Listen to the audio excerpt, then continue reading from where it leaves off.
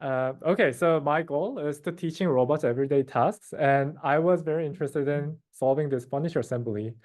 So I was gonna talk about how I try to tackle this furniture assembly problem during my PhD, postdoc, and right now. So yeah, definitely our research aims for teaching robots everyday tasks, right? It's not, we wanna just solve like a grasping, like pick and place. We wanna go further. Um, so if you ask like, how can we train a robot to solve these like complex long horizon tasks, like playing the piano, like furniture assembly, or cooking a pasta? Definitely, like learning everything from scratch is definitely not a good idea. It's just like we ask a baby to like do furniture assembly or cook a pasta, right? It doesn't really make sense.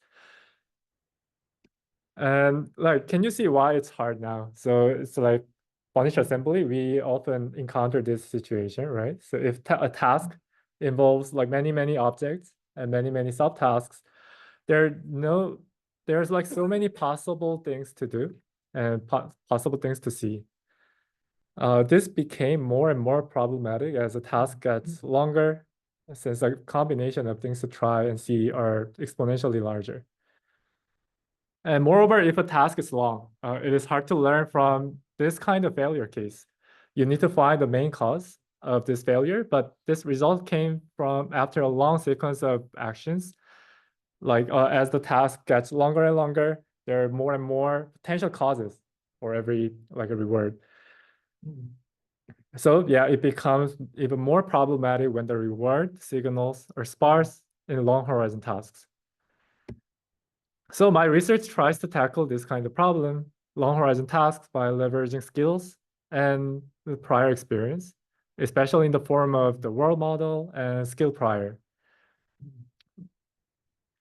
More concretely, to scale robot learning from simple tasks to like complex long horizon tasks, I have been working on both benchmarks and algorithms. And you know, like setting up a benchmark is really important. So I started like working on it when I started my PhD. And yeah, so there are like several benchmarks in terms of like furniture assembly and also humanoid.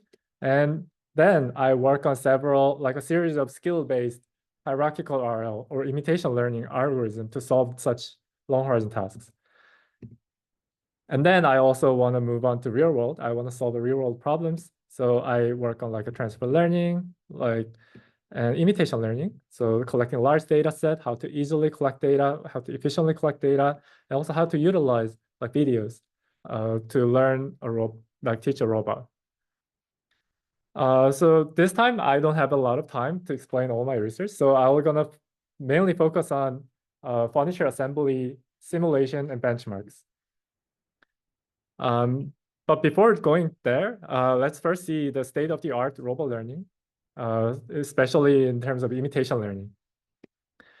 So we saw like this OpenX embodiment data set. Everyone knows, right? So the Google, DeepMind, and all other like labs try to gather all the data set they have to build this like large scale multiple embodiment data sets. And on top of it, we also know like they train a robotic transformer X, which takes all this kind of large scale data into a vision language action model. And yeah, this works great. It just like trains on top of the vision language model and yeah, fine tune on the robotic data set. And it leverages all the knowledge of vision language model as well as you can use data from many different robots. So this is cool. And this is like you saw a lot of these kind of papers in this conference. And this is the result. So you can see the trained RTX model could do a lot of these tasks. This is cool.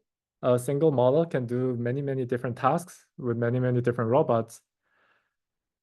But what are they doing here? So are they doing something you want to have in your home? Probably not.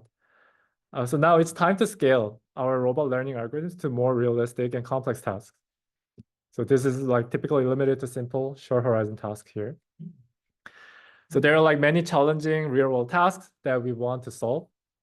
like tidying home, like playing sports, cooking, or even like doing surgery instead of humans. But among these tasks, I was like thinking hard about like which task is the best for benchmarking long horizon complex task for robots. And as you already noticed, yeah, I decided to use furniture assembly as a milestone towards these realistic complex long horizon tasks. The task of furniture assembly is definitely challenging. It consists of many different parts. So it has a hierarchical structure, it's long horizon. Also, it requires a very sophisticated like grasping, insertion, screwing kind of assembly skills. But at the same time, this is not super hard in the sense that it only requires rigid body interaction. It's much better than working on the soft body problems. Thus, I think furniture assembly might be a good example, good milestone we can aim for. So when I first started my PhD, I built this simulator, IKEA furniture assembly simulator. It's built on top of Mujoko and Unity 3D, having a lot of diverse furniture models and robots. And this is how it looks like. So you can see like a camera, RGB camera, depth map, segmentation map, and do some like furniture assembly like this. And we supported like 60 plus furniture models from IKEA. We just downloaded all the manual, asked designers to make a 3D models of it, and then we implemented in Mujoko simulation. And we also supported like 6 different robots. And yeah, finally we benchmark it with the like RL algorithms as well as imitation learning algorithms, and they didn't work. You can expect it was like 2021 and nothing worked. So if you see this, like we measure the phase just for us to easy to evaluate like how well it works. So phase 4 means it grasps the part. So it includes like a reaching, like aligning and grasping. So phase 4 means it grasps the first part. And then this phase 8 means that it assembled the first part. And then you can see that it barely assembled any single part with RL. You see like it's like 20 million steps in RL. It didn't solve. And also even BC cannot solve anything. So this is the first one. I will quickly go over it. So this is ICRA 2021 paper. And after that, I try very hard. I spent on entire my PhD on solving this task. And I try a lot of different things like skill-based learning, imitation learning, like imitation learning plus RL.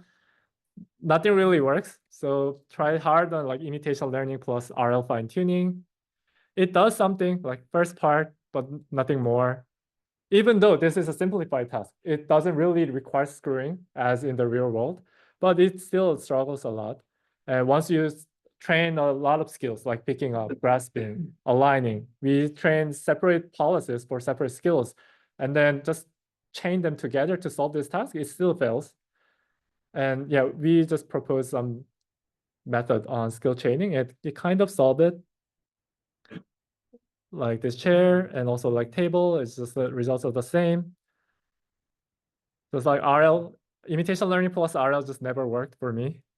And like skill chaining works a little better, but it's still, it's limited to this abstracted furniture assembly task.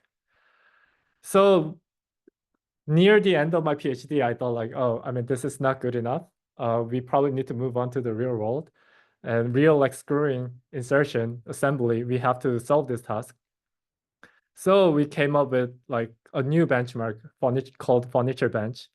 So you can see this is a long horizon complex manipulation task. It actually includes screwing here. It's not like real IKEA furniture screws, but it's a simplified screw. And then we want to make sure this is a valid benchmark so that everyone can reproduce the results. They can reproduce the same environment, same task, and reproduce if you run the model we uploaded, you could get the same results. That's what we wanted to achieve in this project. So you can see this is our furniture bench environment. So we try to make our best to make it reproducible as much as you can. So all the objects are 3D printed. And we use Franca Panda. Everyone can hopefully get it. And we also use like Intel RealSense camera, which is widely available. We use green backdrop to get rid of the background, like diversity in the background. We use IKEA table, hope that it's like worldwide. You can get it anywhere in the world. And yeah, that's it. And then it seems like we can make this exactly the same setup everywhere. And to make sure, we actually did an experiment like this. We asked random 10 people. They are not random. They are doing AI research, but not in robotics. So they have never touched robots ever in their life. And we asked them to assemble, like make it from scratch. And then they could do it. Everyone could successfully build up this environment. And then we evaluate our model on all these 10 environments. And the results are not exactly the same, but we can see that it's more or less preserved, I would say. So that we try to make our best to make it reproducible. And yeah, furniture assembly for sure. The task looks like this. You grasp a part, you need to insert it and then screw it, like probably 3 times, 4 times. And then for this task, you have to flip the things, like insert it accurately. So this is a very complicated tasks. And yeah, also by the time we made this benchmark, just Yash just published the paper factory. And then we saw, oh wow, we could actually finally implement a simulated version of this furniture assembly. So we did just like right away call Yash and then we implemented. So we have a furniture sim, looks pretty similar to our furniture bench, so that you can easily and quickly do all the experiments before you actually move on to the real world environment. And you can simply do pip install. It's pretty easy, but I'm not sure. I just heard that Isaac Gym might be deprecated. We need to move on to Isaac Lab. We are very happily working on it, but we need some time for that. Yeah, so Furniture Bench also comes with 200 hours of teleoperation data by experts like me and other master students in my lab. We have like 5,000 plus trajectories across these 8 different furniture models. And yeah, you can just download and use it. So let's see benchmarking results. So first of all, this is still a hard task to learn, even with the like 2,000 trajectories, 5,000 trajectories, hard to train. So we first benchmark single skill, like grasping, insertion, like screwing, pushing. And you can see that insertion is probably the most difficult task still. But I think Yash made a lot of progress. So maybe it's already solved with those algorithms. We can try it.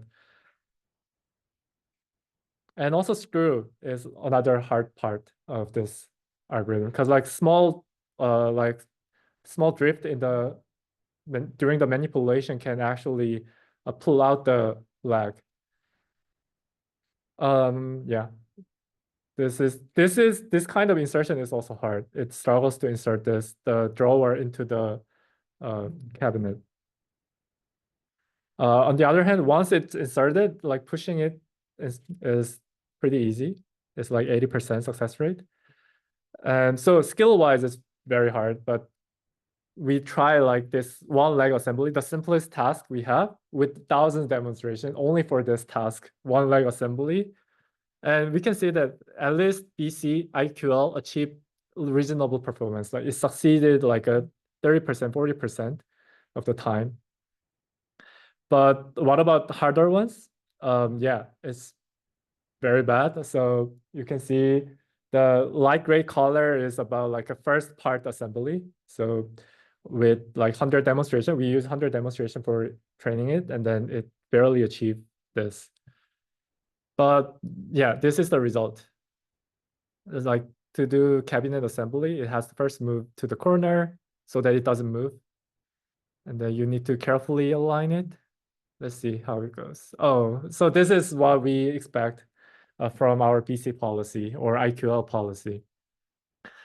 Recently, we also try like SOTA imitation learning algorithms like diffusion policy and action chunking transformer. It works better than original BC and IQL. So it could solve a one leg very easily. The cabinet, you can also successfully do the one door, but still it's limited in that. So this is the full results. We also use like 100 to 1,000 demonstrations to train. And you see like one leg assembly, it's still 70% at most with 1,000 demonstrations. Cabinet, the you need to assemble 3 parts. So the ideal number we want to get is 3, but it at most achieve like 1.5 still. So it's still challenging. It's still unsolved. Yes, question? Are these policies given full information, like state information about the individual objects, or is it something like visual motor or some high dimensional observation? Oh, great. So this is fully visual motor control. So it's like, yeah, the input is RGB camera, and then it just acts on the joint velocity control. Okay, sure. So, and there are like many interesting works these days using our furniture sim and furniture bench. And Juicer is like utilizing a lot of techniques I think Yash introduced, very similar. So it tackles some tasks in simulation.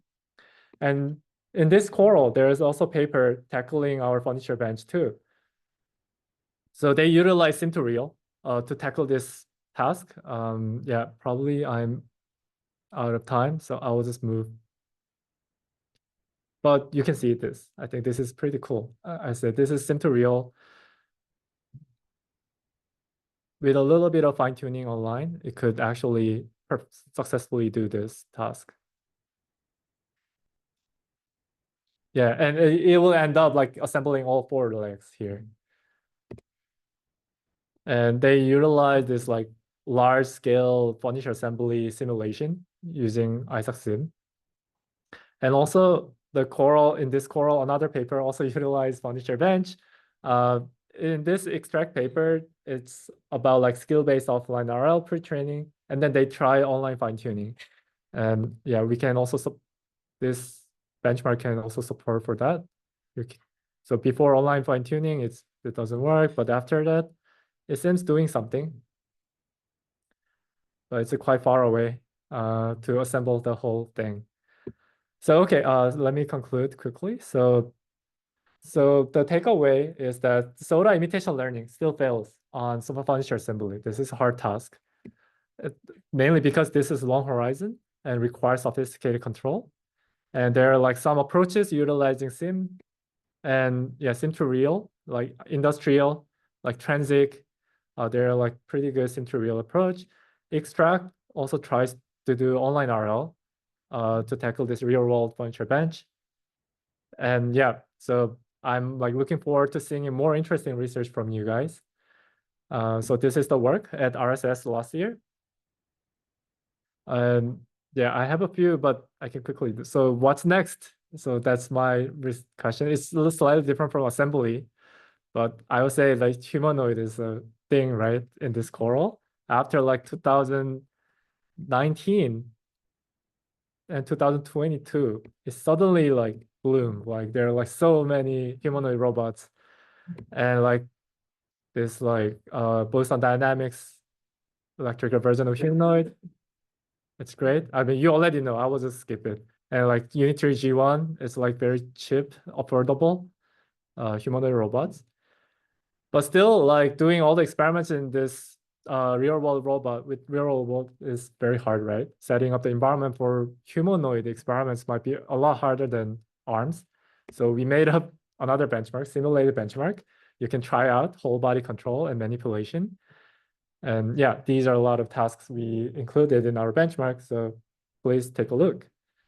Yeah, that's all for my talk. Yeah, I'm happy to get any questions from audience.